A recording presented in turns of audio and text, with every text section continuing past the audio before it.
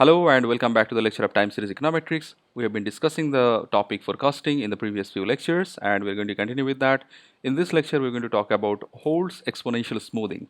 Now, previously we have seen simple exponential smoothing, which is used for forecasting data from data which doesn't have any seasonality or trend. So basically stationary data set. Now, Holt introduced a method of exponential smoothing where we can do the forecasting even if our data has trend. In fact, we use this method when our data has trend and not seasonality. So there is another type of exponential smoothing method that we're going to learn that's called Holt-Winters exponential smoothing. So it's basically jointly done by Holt and Winter. Winter is a student of Holt's. And they are kind of, this model deals with both the trend and seasonality. So we'll look at that model later on. But in this model, in this lecture, we're going to specifically deal with Holt's exponential model. Okay.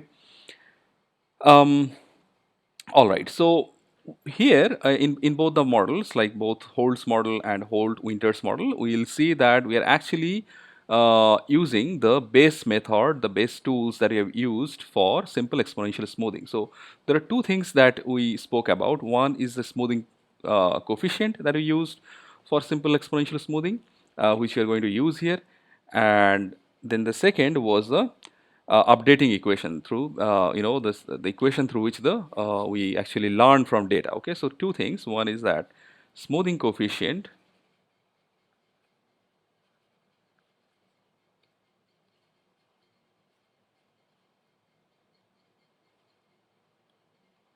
and the second is the updating equation. Okay, so these two things we are going to use here, but with some modifications, and I am just going to see how we are actually going to use these in our model. Okay,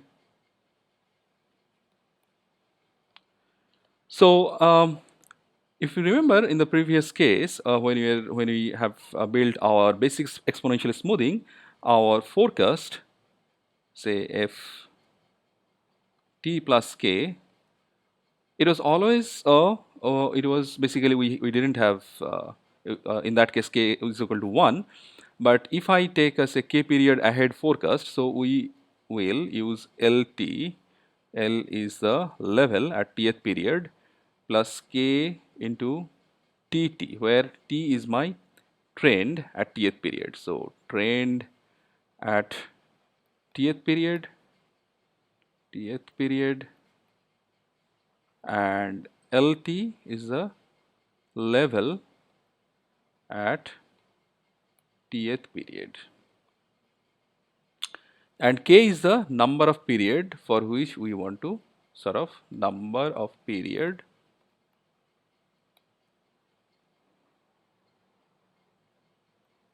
for which we want to do the forecast. Okay, so or basically the number of period ahead where you want to do the forecast.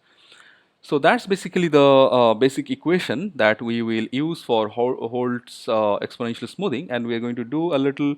We're actually going to say divide this equation further. So we will have equation 1, which is for level equation, and another equation that we will write. So which is basically talk about how do we get the updates for levels, and the another equation is going to be trend equation.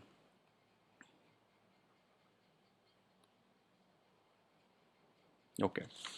So for level equation, if you remember um, for our basic exponential smoothing, our level equation LT was alpha yt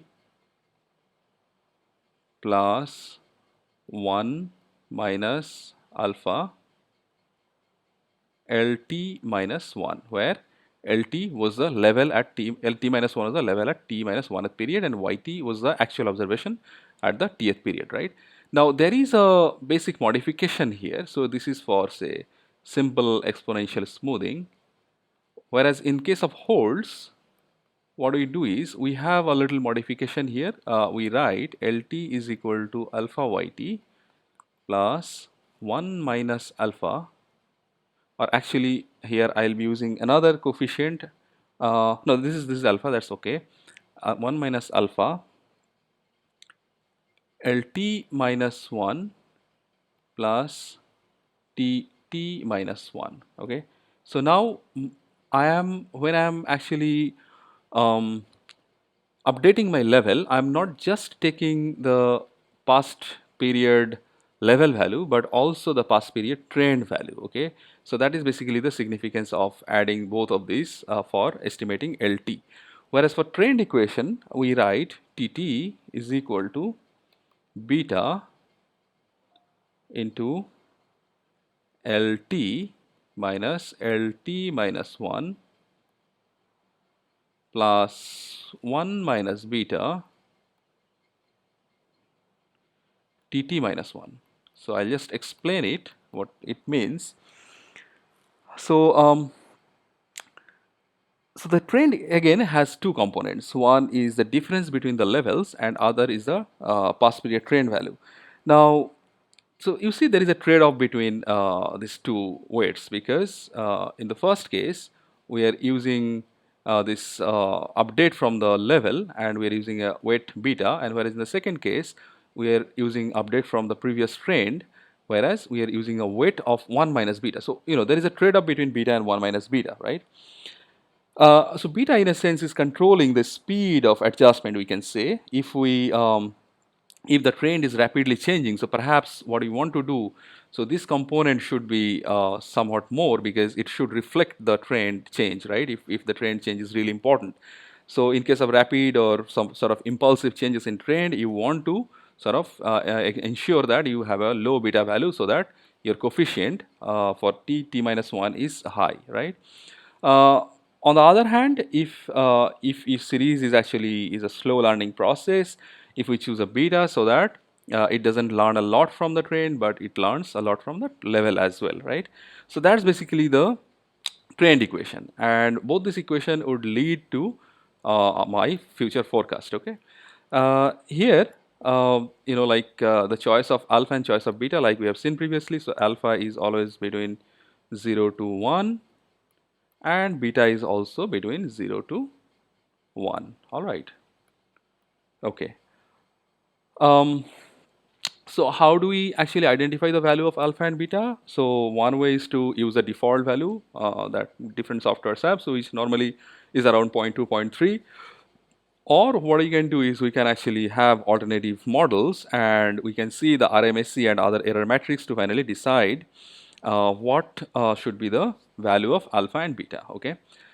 Finally, there are two models. So normally we use additive model for you know, when we estimate the when we do the Holt exponential smoothing, but it can also be a multiplicative model. So if it is an additive model, we can write ft plus k is equal to lt plus kt t, just what you have seen before. And if it is a multiplicative model, ft plus k is equal to lt t to power k.